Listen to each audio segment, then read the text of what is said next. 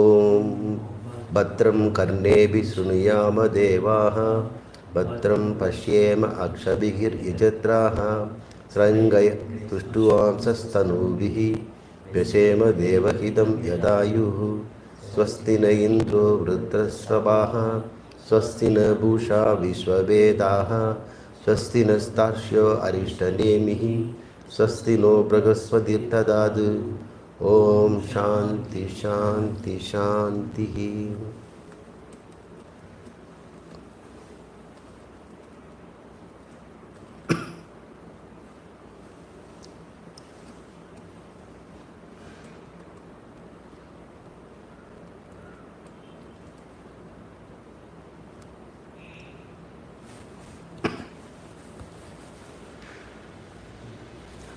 முண்டகத்தினுடைய கடைசி பகுதி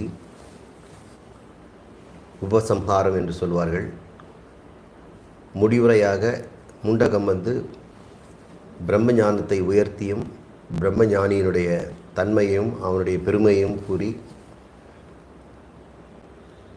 யாருக்கெல்லாம் இது பயன் ஏற்படும் என்றதெல்லாம் முடிவுரையாக சொல்லி கொண்டிருக்கிறது. அந்த விஷயத்தில் நாம் பார்க்கும் பொழுது இந்த மூன்றாவது முண்டகத்தின் முதல் கண்டம், ஒவ்வொரு முண்டகத்திலும் 2 கண்டங்கள் உண்டு. மூன்றாவதில் நாம் முதல் கண்டத்தில் இருக்கிறோம். அதில் 7வது மந்திரம் அது சொல்கிறது, இந்த பிரம்மம் பிருகஸ்ச மிகவும் பெரிதானது, அது திவ்யம், அது ஞான ஸ்வரூபமானது, அறிவு மாத்திரமே உடையது, வேறு எதுவும் அதில் கிடையாது, தூய அறிவு. அதை நாம் விளக்கி வெளிப்படுத்த முடியாதது, இன்னது இப்படிப்பட்டது என்று சொல்ல முடியாதது. ஆகவே அது அசிந்திய ரூபம், அது சூக்ஷ்மங்களுக்கெல்லாம் சூக்ஷ்மமானது. எதையெல்லாம் மனிதன் சூக்ஷ்மம் என்று கண்டுபிடிக்கிறானோ, அது காலமோ இடமோ அல்லது பொருளோ, பொருளிலே மிக சிறியது அணுத்துகளுக்கும் சிறியது எது என்று ஒருவன் தேடி செல்லலாம்.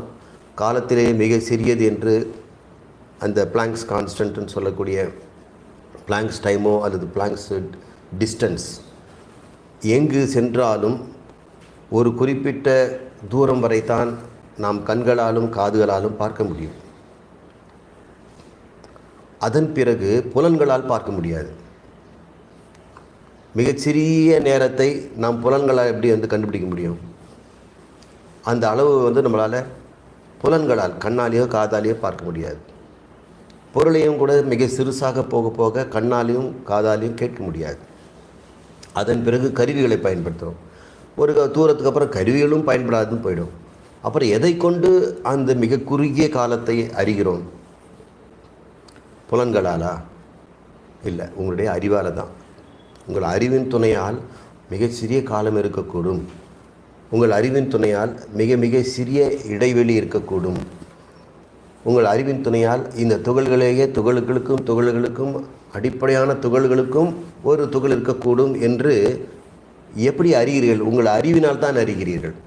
அப்பொழுது நீங்கள் நேரடியாக அந்த பொருளையோ அந்த இடத்தையோ காலத்தையோ நீங்கள் பார்க்கலை. அதை நேரடியாக பார்த்தல், முன்னிலையாக பார்த்தல் என்று சொல்ல முடியாது. உங்கள் மனக்கண்ணில் தான் அதை பார்க்கிறீர்கள். ஒரு குறிப்பிட்ட தூரம் வரைத்தான் இந்த புறக்கண்ணால் நீங்கள் ஒரு பொருளை பார்க்கிறீர்கள். ஒரு குறிப்பிட்ட அளவுக்கு தான் உங்களுடைய புறக்கண்களால் புற உணர்வுகளால் காலத்தையும் இடத்தையும் காப்பீர்கள். ஆனால் சூக்ஷ்மம் என்று வந்துவிடும்போது, மிக மிக சூக்ஷ்மமாக வரும்போது, மனதை காட்டிலும் சூக்ஷ்மமான ஒன்று மனது எப்படி பிடிக்கும்? அப்போ மனதினால் அது பிடிக்க முடியாது. ஆனால் அது விளங்கி கொள்ளும். ஓ, இது என்னால் பார்க்க முடியாதது, ஆனால் என் தயவில் தான் இருக்கிறது, ஆத்மாவில் தயவில் இருக்கிறது என்று அது அறிந்து கொள்ளும் பொழுது, நம் நேரடியாக ஆத்மாவின் மூலம்தான் மிக சிறிய இடத்தையும் மிக சிறிய காலத்தையும் மிக சிறிய துகளையும் நீங்கள் அறிகிறீர்கள். அப்பொழுது அறியப்படும் பொருளாகிய அந்த கால இட பொருளுக்கும் ஆத்மாவுக்கும் எவ்வளவு தூரம் இடைவெளி? ஏன்னா இடைவெளி பற்றி நீங்கள் ஸ்டடி பண்ணுறீங்க. மிக மிக சிறிய இடைவெளி. அந்த இடைவெளி எவ்வளவு என்று ஆராய்ச்சி பண்ணுகின்ற ஆத்மா அந்த இடைவெளியை விட தள்ளி இருக்குமா? அப்படி இருந்ததுன்னு சொன்னால் அப்போது உங்களுக்கு இடைவெளியை நீங்கள் அளக்க முடியாது போய்டும். இப்போ அந்த இடைவெளிக்குள்ளேயே நீங்கள் போய் ஆகணும். அந்த இடைவெளிக்குள்ளே இருந்து தான் இப்படி திரும்பி திரும்பி பார்க்கணும். இவ்வளோ தூரமாக இதுதான் ஸ்மாலஸ்ட் டிஸ்டன்ஸுங்கிறாரா? பிளாங்க் கணக்குப்படி இந்த ஆகாயத்தை துண்டு பண்ணோம்னா மிக நுண்மையானது எதுன்னு நீங்கள் பார்க்கணுன்னா அந்த ஆகாயத்துக்குள்ளே நீங்கள் போகணும். இல்லை, ஆகாயத்தை நீங்கள் வெளியே இருக்க முடியுமா? ஒரு ஆகாயத்தை தான் நீங்கள் உடச்சி பார்க்குறீங்க. ஆகாயத்தை துண்டு பண்ணிக்கிட்டே போகும்பொழுது நீங்கள் இப்போ நீங்கள் துண்டு பண்ணும்பொழுது நீங்கள் ஆகாயத்துக்குள்ளே தான் இருக்கிறீங்க. இப்போ ஆகாயத்தை துண்டு பண்ணும்போது நீங்கள் உடம்பு பெருசாக இருக்கலாம், ஆனால் உங்களோட அறிவு என்ன பண்ணுது? ஆகாயத்தை துண்டு பண்ணிக்கிட்டே போகுது. அப்போ துண்டு பண்ணுகின்ற ஒவ்வொரு ஆகாயத்துக்குள்ளும் அறிவு இருக்குது. அந்த சின்ன ஆகாயத்தை வெடிக்கும்போது உள்ள அறிவு இருக்குது. மிக சிறிய ஆகாயத்தையும் மிக மிக மிக சிறிய ஆகாயத்தையும் போகும்போது அதுக்குள்ளே நம்ம ஆத்மா இருக்கிறது. எந்த கடைசி ஆகாய துண்டு இருக்கிறதோ அங்கே ஆத்மாவும் இருக்கும். ஏன்னா நீங்கள் அறிந்து கொண்டு இருப்பதனால், அறிவதற்கு நீங்கள் இருக்கிற நேரத்தில் ஆகாய துண்டு இருப்பதனால அங்கே இரண்டு இல்லை, நீங்களே அங்கே இருக்கிறீர்கள். நீங்கள் தான் ஆகாயமாக இருந்து கொண்டு அதை பார்க்கிறீர்கள் என்று நீங்கள் தெரிந்து கொள்ள வேண்டும். அதைத்தான் இது சூக்ஷ்ம தரம் என்று சொல்கிறது. அது இடத்தினுடைய மிக சிறிய இடமாக நீங்கள் வெட்டி போனாலும் அதுக்குள்ளே ஆத்மா இருக்கும். அதாவது நீங்கள் இருப்பீங்க, நீங்கள் தானே அதை பார்த்துட்டு இருக்கிறீங்க. மிக சிறிய துகளை பார்த்தாலும் அந்த துகள் உங்களுக்கு எவ்வளோ தூரத்தில் இருக்க முடியும்? அது உங்களை விட சின்னதுன்னு சொல்ல முடியுமா? நீங்கள் அந்தளவுக்கு நீங்கள் சுருங்கி போனால் தான் அதை பார்க்க முடியும். ஆகவே அப்படி நீங்கள் யார் கடைசியாக துகளாகவும் இடமாகவும் அல்லது பொருளாகவும் காலமாகவும் சிறுசாகாவது யாருன்னு பார்த்தோம்னா கடைசியில் ஆத்மாதான் அவ்வாறு மூன்றாக வெளிப்படுகிறது.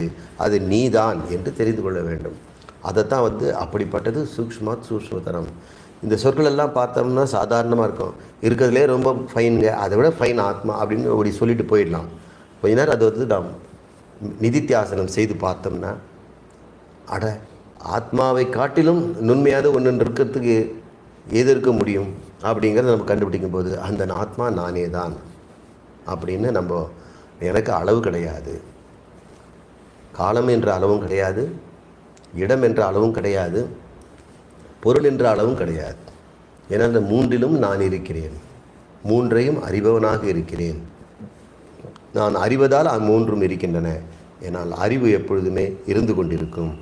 ஆகவே நான் காலத்தாலும் இடத்தாலும் பொருளாலும் அளவற்றவன் அப்படிங்கிற ஒரு பெரிய ஒரு துணிவு நமக்கு வரணும், ஒரு துணிச்சல் வரணும். நம்மளுடைய வருத்தம் துன்பம் எல்லாமே காலத்தால் அழிஞ்சிடுவேனே, இடத்தால் நான் இங்கே தானே இருக்கிறேன் அங்கே போக முடியலையே, பொருளால் இவ்வளவு தானே நான் அடைஞ்சிருக்கிறேன் அப்படிங்கிற எல்லா விதமான ஏக்கங்களும் நான் காலம் இடம் பொருள் மூன்றுக்கும் அப்பாற்பட்டவன், அவை அனைத்தும் என்னுள் அடக்கியவன் என்ற ஒரு அறிவு துணிவு வந்துடுச்சுன்னு சொன்னால் இந்த மூன்று துன்பங்களாலும் நாம் அவஸ்தைப்பட மாட்டோம். சூக்ஷ்மசரம் விபாதி அனைத்திலுமாக அது வெளிப்பட்டு கொண்டிருக்கிறது. தொலைவிற்கும் தொலைவானது, அதே சமயம் பக்கத்திற்கும் மிகவும் பக்கமானது. ஒரு பொருள் தூரத்திலும் இருக்கிறது, மிக மிக பக்கத்தில் எதுன்னா அதுதான் இருக்குது அப்படின்னா அது ஆகாயமாக தான் இருக்க முடியும். ஆகாய வழி தான் எங்கே போனாலும் தூரத்தில் இருக்குதுங்கிறீங்க. இப்போது ஆத்மாவை பேசுவதனால ஆகாயமும் ஆத்மாவும் கிட்டத்தட்ட ஒரே மாதிரி தான். ஆகாயத்து உருவம் இல்லை, எங்கும் வியாபித்திருப்பது, தூரத்திலும் இருப்பது, இருக்கின்ற பொருளெல்லாம் சூக்ஷ்மமானது ஆகாயம்தான். எல்லா பொருளும் ஆகாயத்துக்குள்ளே தான் இருக்கணும். அணுத்துகள்னு மிக சிறிய ஒரு துகளை சொன்னாலும் அதை சுற்றி ஆகாயம் இருக்கும். ஆனால் எது சூழ்ந்திருக்கிறதோ அது சூக்ஷ்மமானது என்பதனால அந்த ஆகாய வெளியையும் உள்ளிருந்து பார்க்கக்கூடிய நான் அதையும் சூக்ஷ்மமானவன் என்று தெரிந்துக்கணும். அப்போ ஆகாயத்துக்குள்ளேயே நான் இருக்க முடியும், ஆகாயத்தையும் பார்க்க முடியும் அப்படின்னு சொல்லும் பொழுது நாம் தூரத்திலும் இருக்கிறேன், மிக அருகிலும் இருக்கிறேன் என்று உங்களுடைய மனதின் அடிப்படையிலே இப்படி பேசப்படுகிறது. உங்கள் மனதிற்கு தொலைவிலும் மனதிற்கு மிக அருகிலும். யாருக்கெல்லாம் தொலைவில்? இந்த ஆத்மாவை அறியாதவனுக்கு வாழ்நாள் முழுக்க அவன் தேடாலும் கிடைக்காது. பல கோடி பிறவிகளாக அவங்க முயன்று கொண்டிருப்பவங்களோட ஆத்மா எதுன்னு கேட்டுக்கிட்டு இருக்கிறாங்க. தானே ஆத்மா என்று தெரிந்து கொள்ளாமல் எல்லா லாபத்தையும் அடைகிறார்கள். ஆனால் சுயலாபமாகிய ஆத்ம லாபத்தை அவர்கள் அடைய விரும்புவதே இல்லை. எவரவர்கள் ஆத்ம லாபத்தை விரும்பாமல் வஸ்து லாபங்களையும் வெளிப்பொருள்கள் லாபங்களையும் தேடிக்கொண்டிருக்கிறார்கள். மற்ற எல்லா லாபங்களுமே உனக்கு இன்பம் தருவதனால தான் நீங்கள் தேடுறீங்க. ஒரு லாபம் வேணும்னா அதுலேருந்து இன்பம் வர்றதுனால. அந்த இன்பம் தோன்றும் இடமாகிய ஆத்மாவே லாபமாக இருந்தால், மீதி லாபங்கள் எல்லாம் அடைந்தால் இன்பம், அடையாவின் நஷ்டமானால் துன்பம். ஆனால் ஆத்ம லாபம் உங்களுடைய ஸ்வயம், நீங்களாகவே இருக்கிறீங்க. அதனால் அதுக்கு அடைவதற்கு வேண்டிய சாதனமும் வேண்டியதில்லை. மற்ற எல்லா லாபங்களையும் அடைவதற்கு ஏதாவது ஒரு சாதனம் வேணும். பொருளுங்கிற வேணும், நடைங்கிறது வேணும், உழைப்புன்னு ஒன்று வேணும், பணம்னு வேணும், சிபாரிசு ஏதாவது வேணும். ஏதாவது ஒரு லாபம் வேணும்னா சிபாரிசு இருக்கணும், ஆள் துணை இருக்கணும், பக்க பலம் இருக்கணும், எனக்கு பலம் இருக்கணும், எனக்கு பொருள் பலம் இருக்கணும், முயற்சி இருக்கணும், உழைப்பு இருக்கணும். ஆத்மா நீ அடையணும்னு சொன்னால் ஆத்ம லாபத்தை அடைவதற்கு யார் துணையும் உனக்கு வேண்டாம். ஆனால் ஏன்னா ஆத்மா நீயே தான். இப்போ சுலபமாக இருப்பதனாலும் சுலபமாக இருப்பதனாலும் நீயே அதுவாக இருப்பதனாலும் எல்லா இன்பங்களும் அதன் பொருட்டு நீ செய்வதனாலும் அதை அடைவது தான் மேலான ஒரு லாபமாக இருக்க முடியும் என்று நாம் புரிந்துக்கணும். அதனால தான் சொல்லுது, இவ்வளவும் சொல்லுது காரணம், இப்படிப்பட்ட பொருளாக இருந்து கொண்டே நீ ஏன் வேறு ஒன்றாக உன்னை கருதி கொண்டு துன்பப்படுகிறாய்? உங்களுடைய துன்பம் நீக்கிறதுக்கு வேறு ஒன்றுமே தேவையில்லை. நீ உன்னுடைய சொரூபத்தை தெரிஞ்சிட்டா போதும். ஏன்னா துன்பமற்ற நீ ஏன் துன்பமுடையவனாக வருத்தப்படுகிறாய்? அறியாமையில் தானே அப்படின்னு சொல்கிறாங்க. இப்போ அறியாமை தான் எனக்கு துன்பங்கள் என்று சொன்னால், துன்பங்களிலிருந்து விடுபடுவதற்கு என்ன வேணும்? அறியாமையை நான் நீக்கணும். துன்ப நீக்கம் என்பது அறியாமை நீக்கம். அறியாமை நீக்கம் என்பதுக்கு என்ன செய்ய முடியும்? அறிவு தான் கொண்டு வரணும். அறியாமைக்கு ஒரே ஒரு எதிரி இருக்கிறான், பகைவன் இருக்கிறான், அது அறிவு தான். அறியாமை அழிக்கணும்னு சொன்னால் அதுக்கு பகைவனாகிய அறிவை தான் கொண்டு வரணும். ஏன் கர்மத்தினால் நான் செய்ய முடியாதா? இதை ஏதாவது யஜ்ஞங்கள், தியானம் அல்லது யோகாசனம், பக்தி இப்படி என்று பாராயணம்லாம் சொல்கிறாங்களே, இதெல்லாம் செய்தோம்னா கர்மங்கள். அது இந்த கர்மங்களால் அதை அடைய முடியுமா அப்படின்னு கேட்டோம்னா, அறியாமையினால் தான் இன்பம், அறியாமையினால் தான் துன்பம் வருகிறது. துன்ப நீக்கத்திற்கு அறியாமை நீக்கம் வேண்டும் என்றால் அதற்கு பகையான அறிவு தான் பயன்படுமே தவிர கர்மம் எப்படி பயன்படும்? கர்மம் எப்படி உண்டாகுது? பகைவனா கர்மம்? அறியாமையிலேருந்து பிறந்தது கர்மம். அவித்யா காம கர்மம். அவித்யாவிலேருந்து கர்மம் பிறந்தபோது எப்படி தாயை கொல்லும்? அது கொன்ற பிறகு இது எப்படி இருக்கும்? அது கொல்லணுன்னாக்கா முதல்ல அவங்க அம்மா முதல்ல வேணும் இவர் இருக்கிறதுக்கு. அப்போ கர்மம் அஞ்ஞானத்தினுடைய குழந்தையாக இருப்பதனால எப்படி குழந்தை தாயை வெளில கொல்ல முடியும்? அது முடியாது. தான் பிறக்காமல் இருக்கணும்னா தாயை கொல்லணும். அப்போனா பிறந்த பிறகு தானே கொல்ல முடியும்? இது நடக்காத காரியம். அதனால் கர்மத்தினால் இந்த ஆத்ம ஞானம் கிடைக்காது. ஏனென்றால் கர்மம் அறியாமைக்கு பகை அல்ல, ஞானம் ஒன்றே அஞ்ஞானத்திற்கு பகை என்பதனால் ஒருவரும் ஆத்ம ஞானத்தை, ஆத்ம லாபத்தை தேட வேண்டும். இவ்வாறு ஒருவன் ஆத்ம லாபத்தை தேடிக்கொண்டால் இக அந்திக்கே, தனக்குள்ளேயே, அந்தம்னா உள்புறத்திலே, இங்கேயே தன்னிடையுமே நாம் இருக்கிற பொருளை, நான் தேடிக்கொண்டிருக்கின்ற பொருளை எல்லாம் இங்கே நான் வைத்திருக்கிறேன், இந்த உடம்பிலேயே இருக்கிறது. நிகிதம் குஹாயாம், இந்த குகை என்று சொல்லக்கூடிய மனதிற்குள்ளேயே இந்த ஆத்ம ஜோதி இருந்து கொண்டு நிகிதம் வாழ்ந்து கொண்டிருக்கிறது, வசித்து கொண்டிருக்கின்றது ஒருவன் அறிந்து கொள்கிறான். இது ஒரு ஃபிகர் ஆஃப் ஸ்பீச். மனதிற்குள்ளே ஆத்ம ஜோதி இருக்கிறதுன்னு சொன்ன உடனே ஒரு ஓவியர் அப்படியே ஒரு மனிதனுடைய மார்பை வரைந்து அதில் குகை மாதிரி ஒரு வட்டத்தை போட்டு அதுக்குள்ளே ஆத்ம ஜோதி எல்லாம் வரைஞ்சிடுவார். இது மாதிரி படங்கள்லாம் நிறைய விற்பதுனாலையும் யோகிகளுடைய புஸ்தகத்துலலாம் அப்படியெல்லாம் இல்லஸ்ட்ரேஷன் இருப்பதுனாலையும் மக்கள் விட்ட ஒரு தப்பான ஒரு அபிப்பிராயம் வந்துடுது. ஏன்னா அப்படி தான் இது சொல்லியிருக்குது. இக அந்திகே இகையேவ நிகிதம் குஹாயாம் ச பசியத்சு, தனக்குள்ளேயே தன் மனதிற்குள்ளேயே ஆத்மாவை இருப்பதவன் அவன் பார்த்து கொள்கிறான் அப்படின்னு சொல்வதனால இப்படி ஒரு தவறான ஒரு கற்பனை வருது. ஒரு டீச்சர் ஆரம்ப கால மாணவனுக்கு இப்படி சொல்லிக் கொடுக்க வேண்டி இருக்கிறதுனால அப்படி சொல்கிறார். பிறகு அவர் சொல்வார், அவன் கேட்பான், நீங்கள் உடம்புன்னு ஒன்று இருக்கிற மாதிரியும் மனசுன்னு ஒரு பொருள் இருக்கிற மாதிரியும் அதுக்குள்ளே ஒரு கேப் இருக்குது, அதுக்குள்ளே ஆத்ம ஜோதி அப்படியே ஜோதி மாதிரி எரியுது தீபம் போல் அப்படின்னு சொல்கிறீங்களே. நீங்கள் இன்னொரு கிளாஸில் சொன்னீங்க ஆத்மா ஒன்று தான் இருக்கிறது, மீதி எல்லாமே பொய்ன்னு சொல்கிறீங்க, இந்த ஜகத்தே பொய்யுங்கிறீங்க. அப்படி இருக்கும் பொழுது ஆத்மா தான் இந்த உடம்பாகவும் இருக்க முடியும், மனமாகவும் இருக்க முடியும்.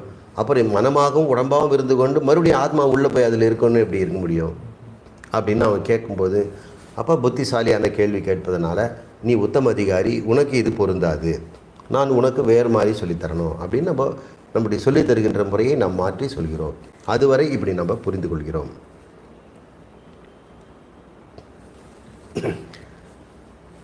ந சக்ஷுஷா கிருஹ்யதே ந அபி வாசா ந அன்யைர் தேவை தபசா கர்மனா வா ஞான பிரசாதேன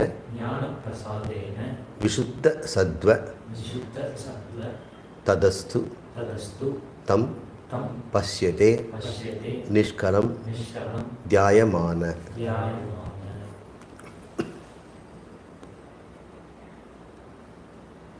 இங்கே 2 வரிகள் இருக்கின்றன. ஒரு வரி இந்த ஆத்மாவை எப்படி அடைய முடியாது, அடுத்த வரி இந்த ஆத்மாவை எப்படி அடையலாம். எதனால் அடைய முடியாது, எப்படி செய்தால் அடைய முடியாது, எப்படி செய்தால் அடையலாம் அப்படிங்கிறத 2 விதமாக இந்த 2 வரிகள் இருக்குது. முதல்ல வரி இந்த கோடோடு நிற்குது, வா அப்படின்னு முடியுது.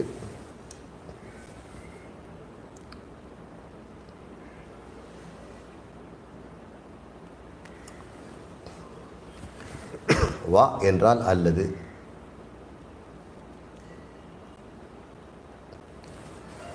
இப்போ எல்லாத்துலேயும் வா போட்டுக்கணும். ந என்றால் இல்லை, சக்ஷு என்றால் கண், சக்ஷுஷா என்றால் கண்களால்.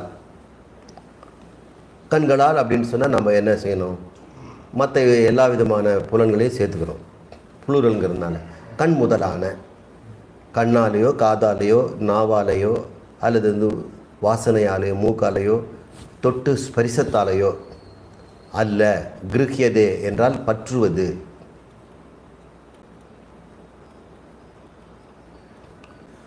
பற்றுவது கூடாது, பற்றுவது இயலாது. ந காதாலையும் அது கேட்க முடியாது. ஆத்மாவை கண்ணால் பார்க்க முடியாதுன்னா அதுக்கு ஒரு நிறம் கிடையாது. ஆத்மாவுக்கு எதுவும் கோல்டு கலர் பச்சை கலர் இருந்தாக்கா கண்ணு பார்க்கும், கண்ணுக்கு நிறங்களை தான் பார்க்க தெரியும். அல்லது ஒரு வடிவம் இருந்தால் அதை பார்க்கும். ஆத்மாவுக்கு வடிவம் இல்லை, நிறமும் இல்லை. ஆத்மா ஏதாவது சத்தம் போடுமா இல்லையா? ஆத்மா ஓம்ங்கிறாங்களேன்னு, அது மனசு தான் போடும், ஆத்மா போடாது. ஆத்மா ஏதோ சப்தங்களை வெளிப்படுத்தாதனால நீ காதால் கேட்டு ஆத்மாவை கேட்டேன் அப்படின்னு யாரும் சொல்லக்கூடாது. நான் ஒரு முறை ரமணாஸ்மரம் போகும்பொழுது அங்கே இருந்த வெளிநாட்டு அவங்கள நம்மளை மாதிரி வேஷ்டி பனியெல்லாம் போட்டுக்கிட்டு நின்றுட்டு ஒருத்தர் பேசிகிட்டு இருக்கிறாங்க. நான் ஒரு திண்ணையில் ஓரத்தில் உட்காந்துட்டு வரங்க போகிறவங்க இவங்கெல்லாம் என்ன பண்ணுறாங்கன்னு வேடிக்கை பார்த்துட்டு இருந்தேன். அப்போ அவங்க பேசுகிறார், did you hear the Omkara in your ear அப்படின்னு ஒருத்தர் கேட்குறாரு. ஐ எம் நாட் இட் அப்படின்னா. Oh you still have to try a lot அப்படின்றார். அவருக்கு ஓங்காரம் காதில் கேட்டுடுச்சா தியானத்தில். அது எதில் இருக்க அதை சொல்லணும்ல, அதனால் உங்களுக்கு கேட்டு தானே அவரை கேட்குறாரு. அவருக்கு அப்படி ஒன்று கேட்கணுன்னு அவருக்கு தோணாது, அவர் கேட்கவே இல்லை, எனக்கு கேட்கலைங்கிறார். அப்போ என்னென்ன நீங்கள் ரொம்ப நாள் பயிற்சி பண்ணணும் அப்படின்னு. அப்போ முதல்ல ஆத்மா ஓம்னோம், அப்புறம் கொஞ்சம் வாசனையாக வரும், அப்புறம் தொடலாம் போடுறது. ஒரு பொருளை நாம் புலனால் அறிந்தோம்னு சொன்னால் மற்ற புலனாலே அது அறியக்கூடியதாக இருக்க முடியும். ஆத்மாங்கிறது நீ எதுக்கு நீ ஓம்னு சொல்லிவிட்டு உன் காதில் எது சொல்லணும்? உங்ககிட்ட நீ ஆத்மாவாக இருக்கும் பொழுது உங்ககிட்ட அது பேசுமா? நீ தானே ஆத்மா. ஆத்மா உங்ககிட்ட பேசணுன்னாக்கா ஆத்மான்னு ஒன்று இருக்குது, நீனு ஒரு ஆள் இருக்கிற மாதிரி இருக்குது. அப்போ ஆத்மாவும் உன் காதுகிட்ட பேசணுன்னா அப்போ நீ யார்? காதை பயன்படுத்துகிற ஒரு ஆள், இப்போ கண்ணை பயன்படுத்துகிற ஒரு ஆள். அப்போ கண்ணை பயன்படுத்துகிற ஆள்கிட்ட நான் இருக்கிறேன் பார் அப்படின்னு காட்டுது. அப்போ கண்ணை பயன்படுத்துகிறவன் காதை பயத்துறவன் யார்? அவங்ககிட்ட தானே சொல்லணும். இப்போ காதை பயன்படுத்துகிறவங்கிட்ட தான் போய் நான் சத்தம் போட்டு சொல்ல முடியும். காது கேட்குதுங்களா, நான் தான் வந்திருக்கிறேன் அப்படின்னா நம்ம காது பயன்படுத்துகிறவர்கிட்ட நான் பேசுகிறேன், காதுகிட்டே பேசுகிறேன். காதை பயன்படுத்துகிற உள்ள ஒரு ஆள் இருக்கிறார், அவர்கிட்ட தான் நான் பேசிகிட்டு இருக்கிறேன். இல்லைன்னா காதை கொடுத்து இப்போ காதே கேளு நான் சொல்கிறேன்னு சொல்லுவோம். அப்படி சொல்லலை. காதை பயன்படுத்துகிற ஒருத்தனை உள்ளே இருக்கிறான், அவங்ககிட்ட போய் நான் பேசுகிறேன். அப்போ அவன் முன்னாடி நிற்கிற, கண்ணு முன்னாடி நிற்கும்போது கண்ணை பயன்படுத்துகிறவங்களுக்கு முன்னாடி நிற்கிற. இப்போ ஆத்மா காதை பயன்படுத்துகிறவங்கிட்ட ஓம் அப்படின்னு சொல்லுதுன்னா, காதை பயன்படுத்துகிற உள்ள ஒருத்தர் இருக்கிறானே, அவன் யார்? அவன் தானப்பா ஆத்மா. அப்புறம் அவனே தன்னை தேடிக்கிட்டு இருக்கிறானா, அப்புறம் அவனே ஓம்னு சொல்கிறானா. எப்படி இருக்குது? கொஞ்சம் கூட விசாரணையே இல்லாதவர்கள். ஆத்மாவை உருவகப்படுத்தி ஒரு பொருளாகவும் அதை அடையக்கூடியதாகவும் இதுவரை என்னிடம் இல்லை, இனிமேல் தான் ஆத்மா என்னை சேரப்போருந்து அப்படின்ற ஒரு தப்பான அபிப்பிராயத்தினால அவர் ஆத்மா எனக்கு காதில் சத்தம் போட்டுடுச்சு, அதுக்கப்புறம் டேஸ்ட் கொடுக்கும், அதுக்கப்புறம் ஸ்மெல்லு கொடுக்கும், அப்புறம் நான் அதை கட்டி பிடிச்சி தொட்டுக்குவேன் அப்படின்னு அவர் சொல்கிற மாதிரி இருக்குது. இதுக்கே இவர் இன்னும் கொஞ்ச நாள் நீங்கள் பயிற்சி பண்ணுங்க அப்படின்னு அவருக்கு வெளிநாட்டுக்காரர் இன்னொரு வெளிநாட்டுக்காரர் சொல்லித்தரார். அப்போ எந்த அழகில் அவங்க அங்கே ஆசிரமத்தில் இருக்கவங்களுக்கு அவங்க போதனை சொல்கிறார்கள். உயர்ந்த ஞானத்தை கொடுத்த ரமணர் அவரோட போதனையெல்லாம் காட்டில் விட்டுட்டு எல்லாரும் தியானத்தில் உட்காந்துக்கிட்டு ஆத்மாவை தேடிக்கிட்டு இருக்காங்க. அதில் ஒருத்தர் இப்போ முதல்ல சப்தத்தை கேட்டாராம். இது ரொம்ப கிளியராக சொல்லுது, இது கண்ணாலேயோ காதாலேயோ கேட்குற பொருளே இல்லைப்பா, கேட்குறவன் நீ தான். அது எப்படி உனக்கு அது சவுண்டு கொடுத்துக்கோ. மற்றவங்களுக்காக நான் இருக்கிறேன்றதுக்கு அப்படின்னு வந்துட்டிங்களா அப்படின்னு. அப்போ நான் இருக்கிறேன்னு சொல்கிறதுக்கு நானே ஓம் அப்படின்னு சொல்லிக்குவேண்ணா, என்ன நான் எழுப்ப வேண்டிய அவசியமே இல்லை. ந சக்ஷுஷா கிரஹ்யதே. கிரஹ்யம் என்றால் பற்றுதல், கிரகணம் என்றால் பற்றுதல். அதில் நிலா ராகு பற்று கொள்வதனால அது கிரகணம், சந்திர கிரகணம். சூரியனை பற்றுவதனால அது சூரிய கிரகணம். கிரகங்கள் என்று சொல்கிறதுனால அது ராசி நட்சத்திரங்களாக பற்றி கொண்டே இடம் மாறிக்கிட்டே இருக்கிறதுனால ஒன்றையும் பற்றி எப்படி நம்ம படிக்கட்டில் ஒவ்வொரு படிக்கட்டையும் பற்றி ஏணியில் ஏறுறோமோ அது மாதிரி கிரகங்கள் ஒவ்வொரு டிகிரியாக பற்றி 30 டிகிரி பற்றி நகர்ந்த உடனே இன்னொரு ராசிக்கு போயிடுது. இப்படி போகிறதுனால அதுக்கு கிரகம்னு பேர் வச்சுருக்கிறோம். அப்போது கிரஹ்யம்னா விளங்கி கொண்டதா, பற்றி கொண்டதா, உங்களுக்கு புரிஞ்சுதா அப்படின்னு அர்த்தம்.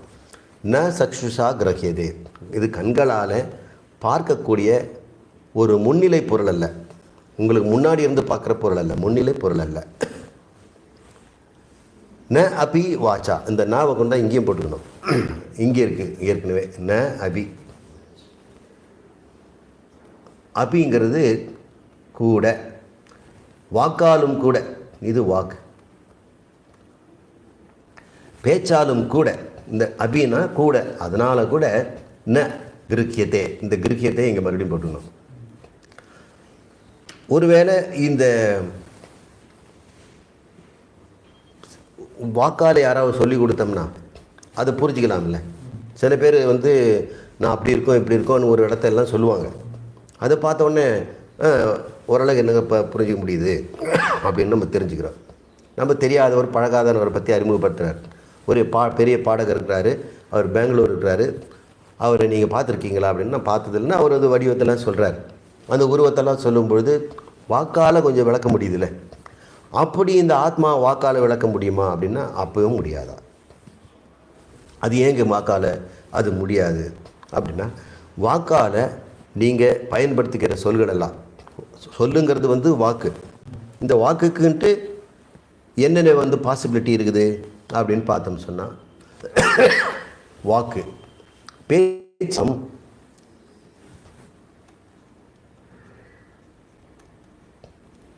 அது பயன்படுத்துகிறது மொழி. இந்த மொழி எதாவது விளக்கிறதுக்கு சொற்களை பயன்படுத்துது. அது பதம், வாக்கியம்னு சொல்கிறோம். பதம்னா ஒரு சொல், வாக்கியம்னா சொற்றொடர். இப்போ சொல்லையும் சொற்றொடையும் அது பதம் வாக்கியத்தை பயன்படுத்தி நம்ம பேசிகிட்டே இருக்கிறோம். ஒரு 7 அல்லது 8 பதங்கள் சேர்ந்தால் ஒரு வாக்கியம், ஒரு சென்டென்ஸில் எத்தனை வேர்ட்ஸ் இருக்குன்னு கணக்கு. இந்த வேர்ட்ஸு சென்டென்சஸ் எல்லாமே டிக்ஷனரியில் இருக்குது. அப்போ நீங்கள் பேசுகிறதெல்லாம் டிக்ஷனரி இருக்குதா இல்லையா? டிக்ஷனரி இல்லாத பேச முடியுமா? அப்படி பேசுனாங்கன்னா அது டிக்ஷனரி இல்லாத வார்த்தைன்னு சொல்லிவிடுவோம். அது டிங் டாங் அப்படி ஏதாவது ஒன்று இருக்கும், வெறும் சப்தங்களாக இருக்கிறோம். அது வெறும் ஓசையாக இருக்கும். எது ஒன்று உங்களுக்கு பொருள் தரலையோ அது ஓசை. உங்களுக்கு பொருள் கொடுத்துட்டுச்சுன்னா அது வந்து ஒலி, அது வந்து சப்தங்கிறோம். அந்த விஷய சப்தத்தை அவங்க 4ஆக சொல்கிறாங்க. ஜாதி, குண, கிரியா, சம்பந்தம். ஜாதி, குண, கிரியா, சம்பந்தம். அதுக்கப்புறம் வந்து ப்ரோன் நவுன்னு சொல்கிறோம், நாமம், பெயர். இது இதுக்குள்ளே வந்துடும். எந்த சொல் எந்த வாக்கு எடுத்துட்டாலும் அது ஜாதி குறித்ததாக இருக்கும். ஜாதின்னு சொன்னால் நாயர், முதலியார், அந்த ஜாதி இல்லை. குழந்தைகளுக்கே தெரியும். இது ஒரு குழந்தைகிட்ட காட்ட இது என்னன்னு சொல்லணுன்னா ஐ டோன்ட் நோ அப்படின்னு சொல்லுவாங்க. அவங்களுக்கு இப்போ தமிழில் சொல்ல மாட்டாங்க, எல்லாம் ஐ டோன்ட் நோ. இதுதான் பானை. இன் இங்கிலீஷ் கால்டு பாட் அப்படிங்கிற. Oh this is pot, okay, what is it for அப்படின்னா, it is hold water, drink water, fetch water and throw water on you அப்படின்னு சொல்கிறோம். Oh I know this is pot அப்படின்னு சொல்லிக்கிறாங்க. அப்புறம் இதை காட்டுறேன், this is another பாட் அப்படிங்கிறாங்க. But this is different. இதுக்கு எவ்வளோ வித்தியாசம் இருக்குது பாருங்கள். அந்த குழந்தை அப்படி ஒன்று இது அப்படி சொல்லலையே, வாட் இஸ் திஸ்ன்னு கேட்கலையே, உடனடியாக இது பாட்டுன்னு தானே சொல்லுது. இந்த பாட்டை காமிச்சேன்னா இது பாட்டுன்னு தான் சொல்லும். அப்போ இது வந்து எத்தனை பொருள் இருந்தாலும் பாட்டுங்கிற கேட்டகரியில் அடங்கிடுது. அது பேர் ஜாதி. அதைத்தான் நாங்கள் ஜாதிங்கிறோம். இட்ஸ் அ ட்ரீ அப்படின்னு சொல்கிறோம். அப்போ கிராஸ் என்ன சொல்லுவோம்? புல்லை. அது ட்ரீன்னு சொல்ல மாட்டோம், அது கிராஸ் அப்படின்னு சொல்லுவோம். It's a tiny plant. வாழை மரம் அது வந்து ட்ரீ அப்படின்றோம். அப்போ பாட்டனி சொல்லுவாங்க வாழை மரம் வந்து புல். என்ன இப்படி சொல்லிட்டீங்க? புல் தான் அவ்வளோ பெருசாக வளர்ந்துருக்குது. புல் இலைங்கள்லாம் இருக்கு இல்லையா, ஒரு 10 இலை சேர்ந்து உயரமாக இருந்ததுன்னா என்ன ஆகும்? தண்டெல்லாம் அதுவும் தண்டாகும். அது வெளியே வந்து இலையாக வருது. இப்போ இட்ஸ் நாட் எ ட்ரீ. எந்த ஜாதியில் போடுறோம்? நம்ம ட்ரீ ஜாதியில் தானே போடுறோம். நம்ம மைண்ட் எப்படி ஒர்க் பண்ணுது?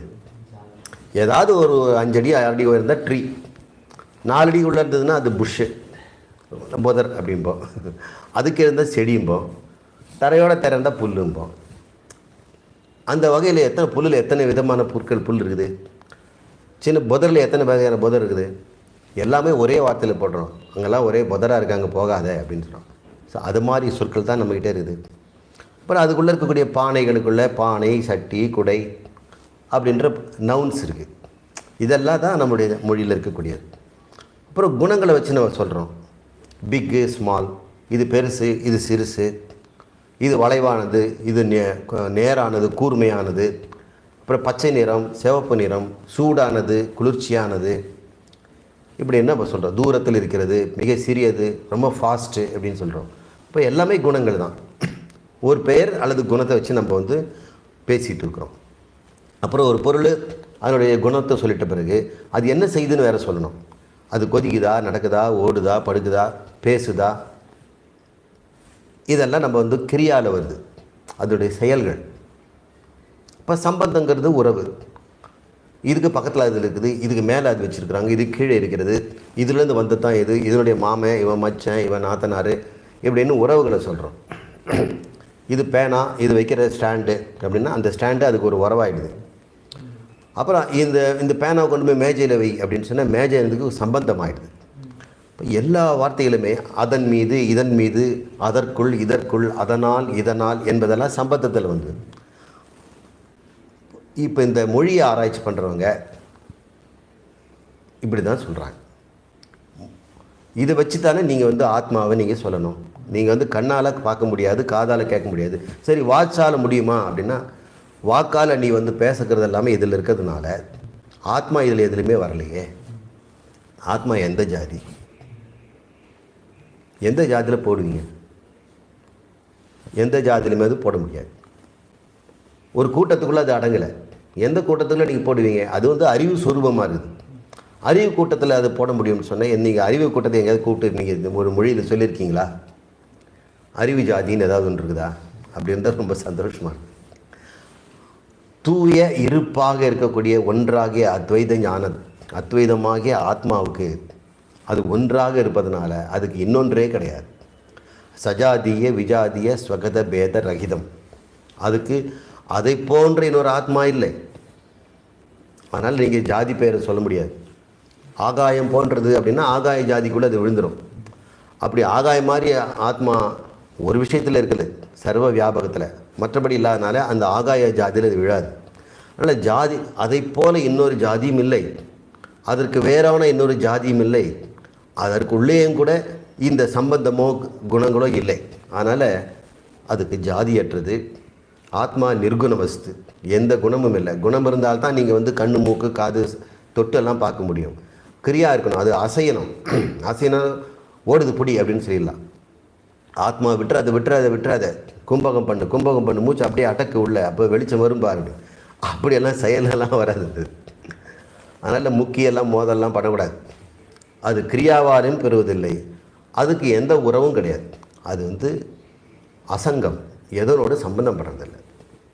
அது மேலே இருக்குது, கீழே இருக்குது, உள்ளே இருக்குது, வெளியே இருக்குது, சூக்ஷ்மமாக இருக்குது, எப்படி வேணால் சொல்லலாம். அதனால் எந்த உறவும் இல்லாததை இந்த ஜாதி குண கிரியா சம்பந்தம் என்று சொல்லக்கூடிய ஒரு அளவுடைய சொற்களின் குவியலால் ஆத்மாவை யாரால் விளக்க முடியும்?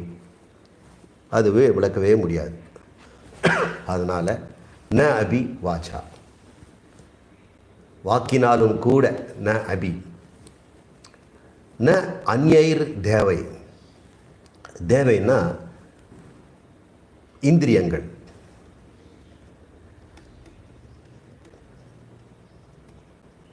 இந்திரியங்களுக்கு தேவர்கள்னு பேர்.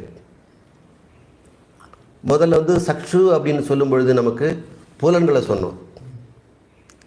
இந்திரியங்கள் வேறு ஒருவேளை நம்ம கற்பனை வந்துடலாம்ல, வேறு வாக்கால் தான் பேச முடியாதுன்ட்டார். இப்போ வாயுங்கிற ஒரு கருவி இல்லை, அப்போ கையுங்கிற கருவி இருக்குதுல்ல, காலுங்கிற கருவி இருக்குதுல்ல, அது மாதிரி கருவிகளை பயன்படுத்தி பண்ண முடியுமா? இனவிருத்தி சாதனம் மூலம் பண்ண முடியுமா? மலக்கழிப்பு சாதனம் மூலம் பண்ண முடியுமா அப்படின்னு யாராவது ஒருத்தர் கேட்டாங்கன்னு வைங்க. நியாயவாதிகள்லாம் கேட்பாங்க, அவங்க தர்க்கம் பண்ணுறவங்க கேட்பாங்க.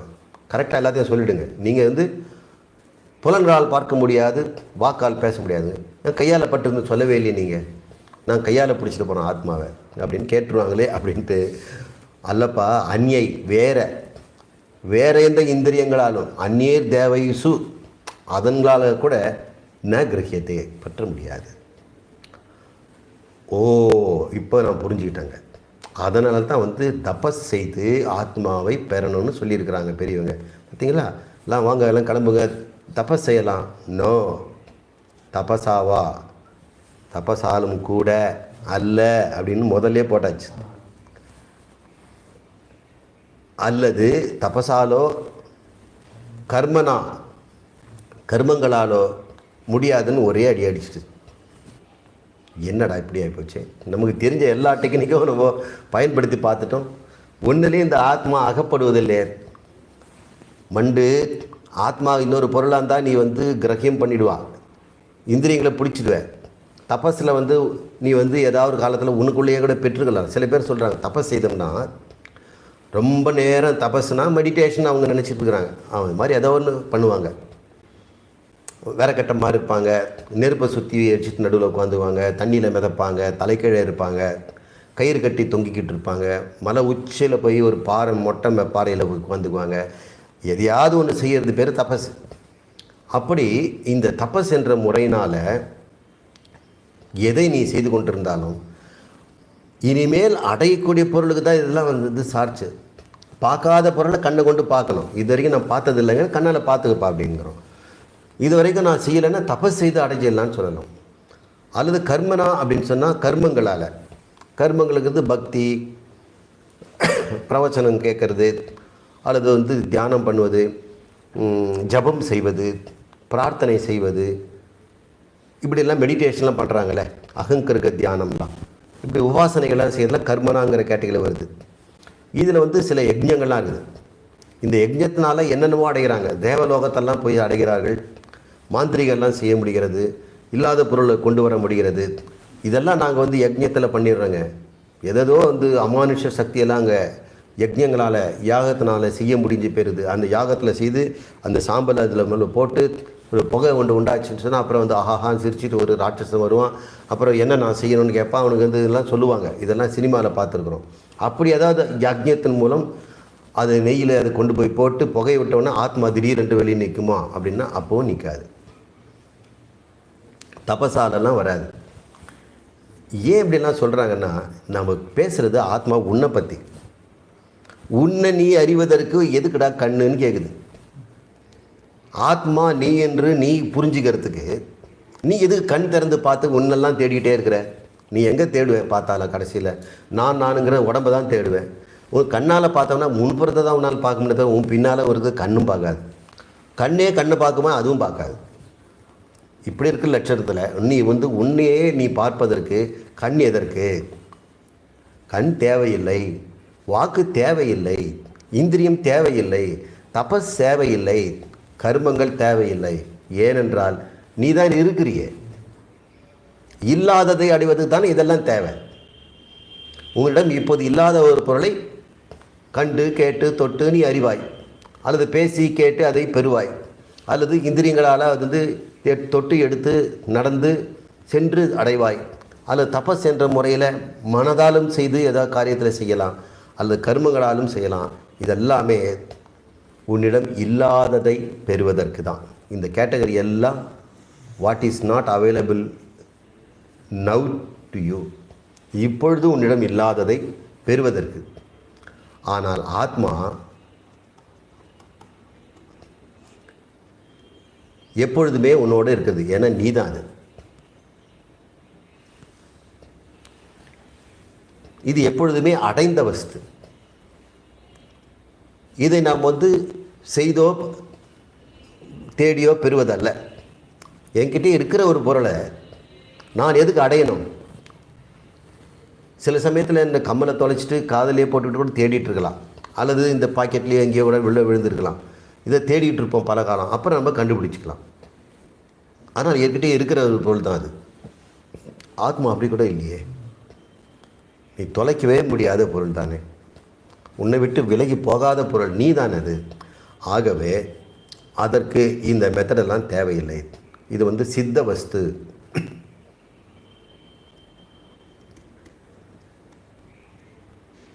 ஆத்மா நித்திய சித்த வஸ்து. சித்தம் என்றால் அடைந்தது. அவர் சித்தி அடைந்துட்டார்னா அர்த்தம், சித்தினாலே அடைஞ்சது தான். அப்புறம் சித்தி அடைஞ்சிட்டார்னா கேட் கதவுங்கிற மாதிரி அவர் சித்தி அடைஞ்சிட்டார். சித்தி என்றாலே அடைந்தது தான். அதனால தான் அவங்களுக்கு சித்தர்னு பேர். சித்த வஸ்து என்றால் ஏற்கனவே உன்னிடம் இருக்கின்ற ஒன்று. மீது எல்லாமே உங்ககிட்ட சேர்ந்தது. இந்த உடம்பு உனக்கு சேர்ந்தது. எனக்குன்னு ஒன்று சேர்ந்தது பாருங்கன்னு சொல்கிறோம் இல்லையா, இந்த உடம்பும் நமக்குன்னு சேர்ந்தது தான். இல்லைனா நமக்கு இஷ்டப்போன உடல் நம்ம எடுத்துருக்கலாம், நமக்கு அதுவே நமக்கு சேர்ந்தது. மற்றதெல்லாம் சேர்ந்தது. ஆனால் எப்பொழுதுமே உன்னிடம் இருக்கின்ற சித்த வஸ்து ஆத்மா. ஒருவேளை அதுக்கு இப்போ அது அசித்த வஸ்துவாக இருந்ததுன்னா நீ இதெல்லாம் பயன்படுத்தலாம். சித்த வஸ்துக்கு இதெல்லாம் தேவை கிடையாது. அப்புறம் ஏங்க நான் தேடுறேன்னா, அது சித்த வஸ்துவாக இருந்தாலும் அது பிரசித்த வஸ்துவாக இல்லை, அப்பிரசித்தமாக இருக்குது. இருந்தும் இல்லாததாக இருக்கிறது, பிரசித்தியாக இல்லை. சில பேர் சொல்கிறாங்களே அவர் அவ்வளோ ஒன்றும் பிரசித்தியாக இல்லைங்க, பிரபலமாக இல்லை அப்படிங்கிறாங்க. இப்போ உங்ககிட்ட சித்த வஸ்துவாக இருந்து கூட உனக்கே அது தெரியாமல் இருப்பதனால தான் நீ இவ்வளோ கஷ்டப்பட்டு இருக்கிற. அப்போ நீ என்ன பண்ணணும்? உனக்கு தெரியாததுனால தானே நீ தொலைஞ்சதான் நினைக்கிற. இப்போ நீங்கள் தெரிஞ்சுக்க தானே வேணும். அப்போ தெரிவது என்பது ஞானம் தானே. அப்போ ஞானத்தால் தான் அதை அடைய முடியும். நான் கர்மனா நான் தபசா அந்நிய தேவை. இங்கே தேவைங்கிறது தேவர் அப்படிங்கிறது வந்து இந்திரியங்களை குறியுது. சரி, இப்போது எந்த மெத்தடில் குறிக்கலான்னு பார்க்குறது. ஞான பிரசாதேன விசுத்த சத்வ ததஸ்து தம் பஷ்யதே நிஷ்கலம் தியாயமான. அப்போது ஒரு முறை அது சொல்கிறது, இந்த தியாயமான நிதித்தியாசனத்தினால்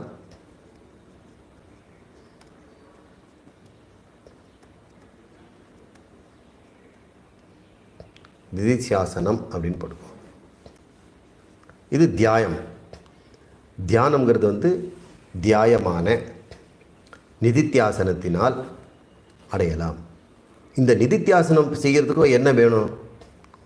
விசுத்த சத்துவம் வேணும். சத்துவங்கிறது வந்து மனம். சத்துவங்கிறது வந்து மனதை குறிக்குது. விசுத்தம் அது வந்து விசேஷமான சுத்தம். It is to be cleaned. தூய மனது. அந்த தூய மனது எப்படி வரணும்? ஞான பிரசாதேன, ஞானத்தினால், விவேகத்தினால். இந்த இடத்துல ஞானங்கிறது வந்து ஆத்ம ஞானங்கிறத விட விவேக ஞானம். விவேக ஞானத்தினாலும் வைராக்கிய ஞானத்தினாலும் சுத்தமடைந்த மனம், அதுதான் அது நிஷ்கலமாகிய அந்த ஆத்மாவை அது தம் பஷ்யதே, தூய அந்த ஆத்மாவை இந்த சுத்தமான மனம் எதனால் சுத்தமடைந்தது? ஞான வைராக்கியத்தினால், விவேக வைராக்கியத்தினால். இந்த விவேகமும் வைராக்கியமும் எதனால் வந்தது? ஞானத்தினால் உண்டான. அதனால் அது பேர் ஞான பிரசாதேன. இப்போ விவேக வைராக்கியம் அடைந்த ஒரு மனதினால் இந்த தூயதான நிஷ்கலமான அந்த ஆத்மா பஷ்யதே பார்க்கப்படுகிறது. எப்பொழுது? தியாயமான நிதித்தியாசனத்தினால் என்று சொல்கிறது. இதனுடைய விளக்கத்தை நம்ம இப்போ பார்ப்போம்.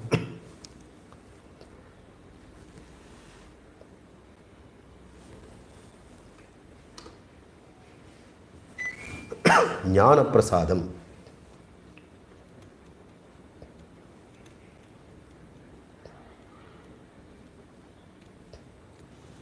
இதனால் இந்த மனசு எனது சுத்தமாயிடும். விசுத்தம். இந்த மனத்துக்கு வந்து சத்துவம்னு பேர் வச்சுருக்கிறாங்க. சத்துவம் என்றாலே மனம்தான். சத்துவ சுத்தி அப்படின்னு பேர். அப்போ சத்துவ சுத்தி, விசுத்தம்னா சத்துவ சுத்தி, மன தூய்மை.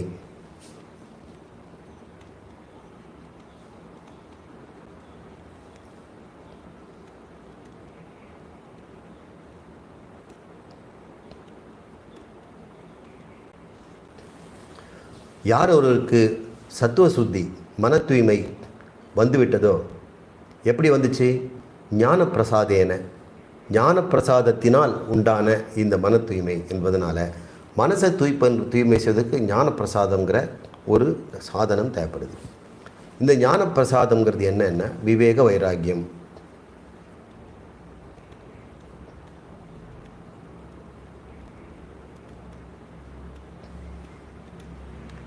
விவேகமும் வைராக்கியமும். விவேகம் என்றால் என்ன?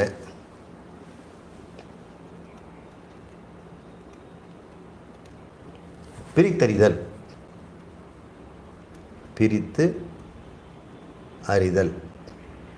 சரி, எதை பிரிச்சறியணும்? தர்மம், அதர்மம். அப்போ தான் அந்த மனசு சுத்தமாகும். எந்த மனசுக்கு வந்து தர்மம் எது அதர்மம் தெரிஞ்சிருக்கணும், அந்த மனம் சுத்தமடைஞ்சிடும். சுத்தமான மனசில் தான் இது அதர்மமாச்சே அப்படின்றது தெரியும். இல்லைன்னா நேரடியாக அது போய் செய்ய ஆரம்பிச்சிடும். நிறைய பேருக்கு வந்து அதர்மம்னு தெரியாமலே அதர்மம் பண்ணுறாங்க. சில பேர் தெரிந்தும் செய்கிறார்கள். அது காரணம் அந்த பிரித்தறியும் தன்மை இல்லாததும் காரணம். பிரித்தறிந்தாலும் அது கிடக்குது ஒரு பக்கம் அப்படின்னு போகின்ற மோகம் இருப்பதனால அது வந்து வைராக்கியத்தில் வரும். இப்போ விவேகம் முதல்ல நமக்கு என்ன தரும்? மனதை வந்து ரொம்ப நுட்பமாக இருக்கும், தெளிவாக தெரியும். இந்த சொன்னால் அவன் முகம் வாடிடும் அப்படிங்கிறத சொல்கிறதுக்கு முன்னாடியே தோணும். அப்போ தான் தர்மம் தெரியுது. இது அதர்மமாச்சே, அவங்க முன்னாடி இப்படி பேசிடக்கூடாது, அவங்க மனசு இப்படி புண்படுமே அப்படிங்கிறத நாக்கில் சப்தம் வருவதற்கு முன்னாடியே மனசு பிரிச்சிடணும். ஒரு குறிப்பிட்ட வார்த்தையை பயன்படுத்துறதுக்கு முன்னாடி அது அந்த மனசு அவ்வளவு ஷார்ப்பாகவும் நுட்பமாகவும் ரொம்ப ஃபைன்னு சொல்கிறாங்கல்ல, அதான் ஞான பிரசாதம். அந்த மனசு எப்படி இருக்குது? இப்போ ரொம்ப நுட்பமாக இருக்குது. ஒரு கடும் சொல் கூட வருவதற்கு அங்கே வாய்ப்பே இல்லை. எண்ணத்தில் ஒவ்வொரு சின்ன பகுதியையும் அது தர்மமாக இல்லையான்னு பார்த்துக்கிட்டே இருக்குது. அப்புறம் எவ்வளோ கேர்ஃபுல்லாக இருக்கும். கண்ணில் விளக்கெண்ணெய் போட்டுக்கிட்டு பார்க்குற மாதிரி குவாலிட்டி கண்ட்ரோல் பண்ணுது. அப்போ நம்ம செயல், எண்ணம், பேச்சு எல்லாத்தையுமே குவாலிட்டி கண்ட்ரோல், ரொம்ப ஃபைன் ஹையஸ்ட்டு குவாலிட்டி கண்ட்ரோல். ரஃபாக இல்லை, அப்படியே பார்த்து போடுங்க. சும்மா கொஞ்சம் பெருசாக இருந்தால் விட்டுடுங்க, நடுத்தரமாக இருந்தால் பரவாயில்ல, அதெல்லாம் அதில் சேர்த்துங்க, அப்படியெல்லாம் கிடையாது. தரம் பிரித்தல் ஒரு அப்சல்யூட் ஃபைன் டிகிரிக்கு வரணும். அப்படிப்பட்ட ஐஎஸ்ஓ ஸ்டாண்டர்ட் கிளாரிட்டி இருக்கிறது தான் விவேகம்னு பேர். தர்ம அதர்மம், செய்யக்கூடியது செய்யக்கூடாதது இல்லையா? தர்மம் அதர்மம், செய்யக்கூடியது செய்யக்கூடாதது. சாதன சாத்தியம்,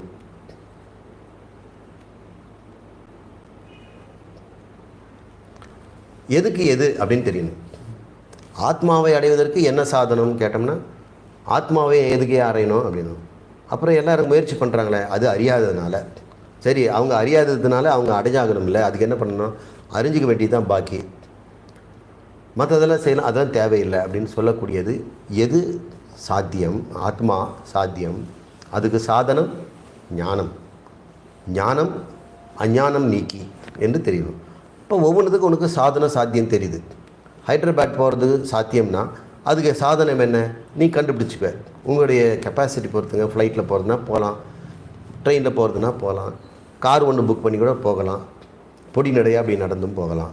அப்படின்னா சாதன சாத்தியங்கள் இதெல்லாம் நம்ம விவேகத்தில் பார்க்குறோம். இங்கே நமக்கு விவேகங்கிறது என்னென்ன? ஆத்மாவை என்னை நான் அறிந்து கொண்டு விடுதலை பெறணுங்கிறதுனால நான் சார்பற்றவனாக இருக்கணும், விடுபட்டு இருக்கணும், எதையும் என்னை சார்ந்திருக்கக்கூடாது, என்னை யாரும் ஏவலிடக்கூடாது, எனக்கு சர்வ சுதந்திரம் இருக்கும், நான் யாருக்கும் பதில் சொல்லக்கூடியவனாக இருக்கக்கூடாதுன்னு ஆசைப்படுறாங்க எல்லாரும். நான் யாருக்கும் பதில் சொல்லக்கூடாது, என்னை எவன் கேட்பான் அப்படின்னு தான் எல்லாம் வாழறாங்க இல்லையா? நான் இதுக்கு பதில் சொல்லணும், நான் பதில் சொல்ல வேண்டிய அவசியம் இல்லை அப்படின்னு சொல்கிறேன். அப்போ நம்ம எல்லாருமே மனசுக்குள்ளே எப்படி கட்டுப்பட்டுருக்கு தெரியுங்களா? ஏன் நம்ம பதில் சொல்லி ஆகணுமே, நம்ம பதில் சொல்லி ஆகணுமே, 9 மணிக்கு போனால் நம்ம பதில் சொல்லி ஆகணுமே. ஏன்னு காரணம் சொல்லணும். நம்ம சாப்பிடலைன்னா என் பதில் சொல்லி ஆகணும், சாப்பிடலைன்னாலும் அவங்க சரி பரவாயில்ல விட்டுடுங்கன்னு சொல்ல மாட்டாங்க. ஏன் சாப்பிடல அப்படின்னு கேட்பாங்க. நம்ம சொல்ல முடியுமா ஹோட்டலில் சாப்பிட்டு வந்தேன்னு? சொல்ல முடியாது, பதில் சொல்லணும். அப்போ ஹோட்டலில் சாப்பிடும்போது என்ன மனசில் பதில் சொல்லி ஆகணும். ஒவ்வொரு வேலையும் நீ செய்யும் பொழுது பதில் சொல்லி ஆகணும். பதில் சொல்லி ஆகணும். யாருக்கு பதில் சொல்லி ஆகணும்? உனக்கு தவிர இன்னொருத்தர் இருந்தால் தானே பதில் சொல்லி ஆகணும். அப்போ பதில் சொல்லுதல்னு வரும்பொழுதே நமக்கு வேறாக கூட்டமே இருக்கிறது. கவர்மெண்ட்டுக்கு பதில் சொல்லணும், போலீஸுக்கு பதில் சொல்லணும், நண்பர்களுக்கு பதில் சொல்லணும், உறவினர்களுக்கு பதில் சொல்லணும், அம்மா அப்பாவுக்கு பதில் சொல்லணும். எனக்கு நான் பதில் சொல்ல வேண்டியதில்லை அப்படின்னு நம்ம சொல்ல முடியாது. எனக்கு நானே பதில் சொல்ல முடியாததுனால தான் நிறைய பேர் தூக்கு போட்டு சாகுறாங்க. அவன் மனசுக்கே பதில் சொல்ல முடியல. இப்போது பதில் சொல்லியாக நம்ம வாழ்கிறோம். ஞானம் பெற்றால் யாருக்கும் பதில் சொல்ல வேண்டிய அவசியம் இல்லை. எல்லாமே தர்மமாக இருக்கும். அதர்மமாக தானே பதில் சொல்லணும். இந்த பதில் சொல்லுதல் தான் பெரிய சம்சாரம். இந்த பதில் சொல்லியே ஓஞ்சி போச்சு எனக்கு. யாருக்கு எல்லாருக்கும் பதில் சொல்லணும். ரோட்டில் போய் நின்னாக்கா இந்த தெரிய எங்கே இருக்குதுன்னு ஒருத்தன் கேட்குறான், அவனுக்கு ஒரு பதில் சொல்லணும். இரண்டற்ற ஆத்மா நான் என்று தெரிந்து கொண்ட பிறகு எனக்கு பதில் சொல்லுகிறேன், ஆனால் பதில் சொல்லி ஆக வேண்டும்ங்கிற சம்சாரம் இல்லை. இந்த சாதன சாத்தியத்திலேயே நம்ம கண்டுபிடிக்கிறோம். பதில் சொல்லாமல் நான் வாழ்வதற்கு, பதில் சொல்லியாக இல்லாமல் இருப்பதற்கு என்ன சாதனம் அப்படின்னு தேடணும்ல. இப்படியெல்லாம் யோசிக்கிறாங்களா? யோசிக்கணும். அதுதான் விவேகம். இப்படிப்பட்ட மனம் பதில் சொல்லுவதற்கு முன்னாடியே என்ன பதில் சொல்லலாம் அப்படின்ற யோசனையை கூட விட்டுட்டு எந்த பதில் சொன்னாலும் அது என்னிடம் கேட்கப்பட்ட கேள்வி இல்லை, நான் யாருக்கும் பதில் சொல்லாதவன், இந்த உடம்பு பதில் சொல்கிறது, மனம் பதில் சொல்கிறது, என் அறிவு பதில் சொல்கிறது, இந்த சுற்றுச்சூழல் பதில் சொல்கிறது, நான் பதில் சொல்லி அல்ல, நான் எதனோடும் சம்பந்தமற்றவன் அல்ல என்ற அந்த விவேகம் நமக்கு வரணும். இப்படி இருக்குது. இப்போ தர்மம் சாதன சாத்தியம்,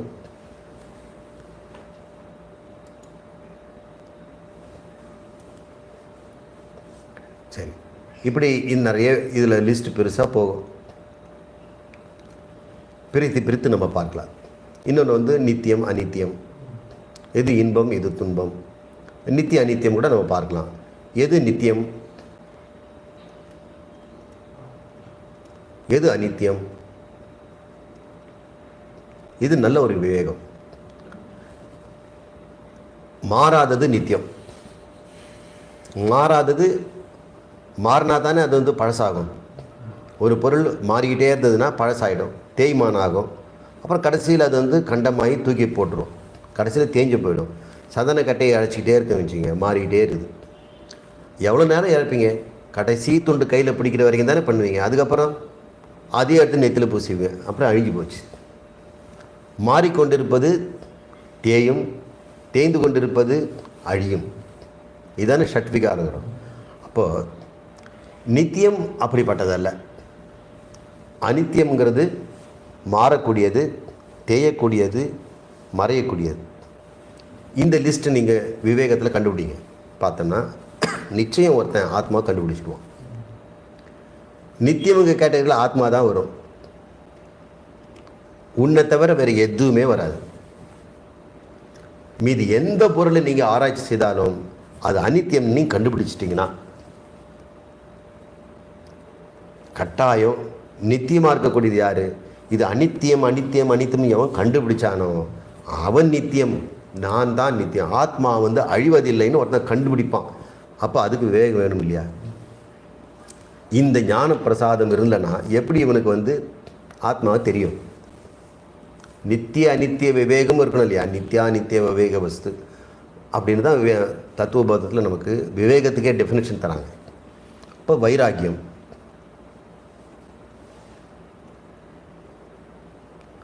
அந்த விவேகம் உள்ள மனசு, அடுத்து வைராக்கியம் உள்ள மனசு. வைராக்கியம்ங்கிறது என்ன? ராகம் என்றால் காமம்,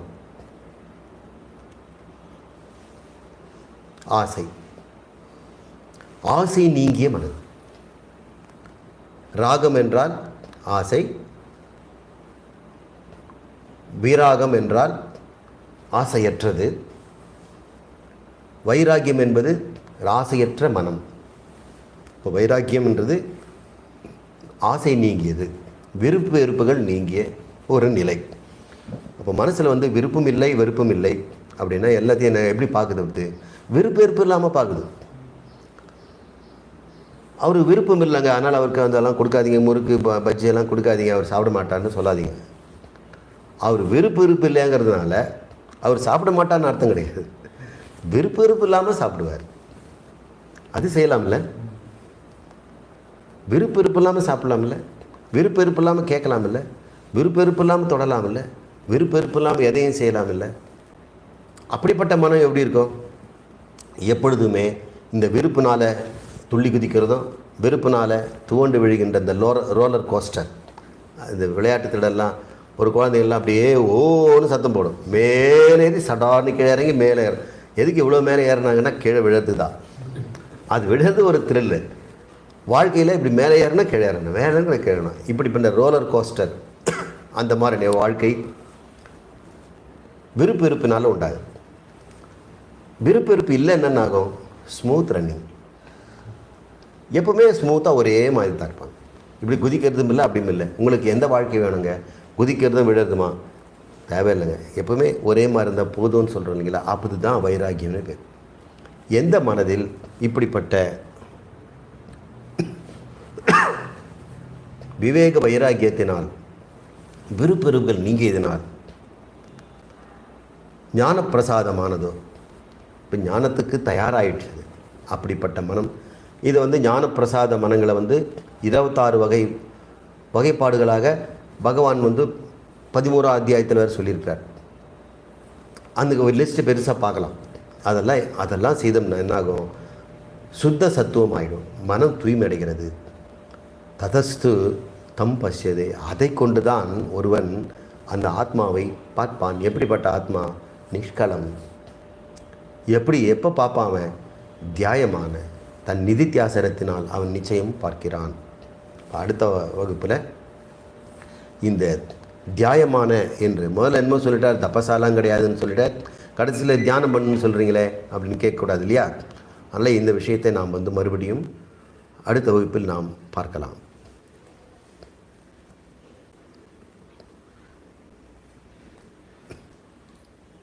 இந்த மந்திரத்தை நாம் என்னன்னு பார்ப்போம். ஏஷோ அணு ஆத்மா சேதசா வேதித்தவ்யம் யஸ்மின் பிராணஹ பஞ்சதா தம் விவேஷஹ பிராணைஷ் சித்தம் சர்வமோதம் பிரஜானாம் யஸ்மின் விசுத்தே விபவத் ஏஷ ஆத்மா.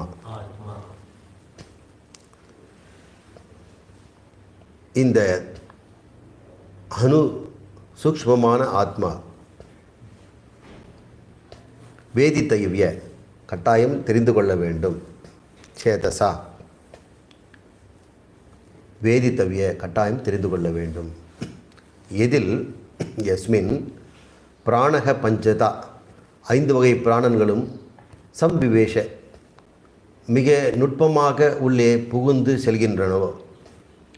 பிராணை சித்தம் சர்வம் ஓதம், இந்த மனம் இந்திரியம் ஆகியவற்றிலும் இந்த பிராணன் எது முழுமையாக ஓதம் அப்படின்னா பின்னப்பட்டிருக்கிறதோ வேயப்பட்டிருக்கிறதோ அந்த ஜீவன் பிரஜானாம் யஸ்மின் விசுத்தே அந்த தூய்மையான மனதினால் விபவத் ஏஷ ஆத்மா அந்த ஆத்மாவை அவர்கள் நிச்சயமாக தெளிவாக வெளிப்படுத்திக் கொள்கிறார்கள். ஓ, இதுதான் ஆத்மாவா அப்படின்னு தெரிஞ்சுக்கிறாங்க. ஆத்மா நம்முடைய பொருளாகவே இருந்தும் நானாகவே இருந்தும் அதை அடைவதற்கு ஏன் இவ்வளவு காலமாச்சு? இதுக்கு வர காரணம் என்ன? மன தூய்மை தான் இல்லை, வேறு ஒன்றுமே இதில் தப்பே இல்லை.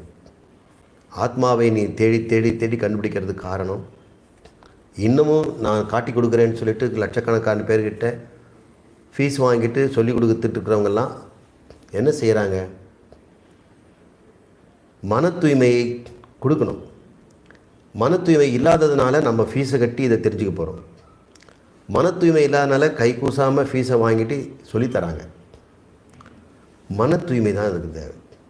இந்த ஞான பிரசாதன மனசினால் மட்டுமே இந்த ஆத்மாவை ஒருவன் தன்னை ஒருவன் தனக்கு வேறு எதுவுமே இல்லை என்று அவன் அறிந்து கொள்கிறான். எப்படி அதை அறிந்து கொள்கிறான் என்பதை நம்ம அடுத்த வகுப்பில் நம்ம பார்க்கிறோம். ஓம் பூர்ணமத பூர்ணமிதம் பூர்ணாத் பூர்ணமுதச்யதே பூர்ணஸ்ய பூர்ணம் ஆதாய பூர்ணம் ஏவாவசிஷ்யதே. ஓம் சாந்தி சாந்தி சாந்தி. ஹரி ஓம். ஸ்ரீ குருப்யோ நமः.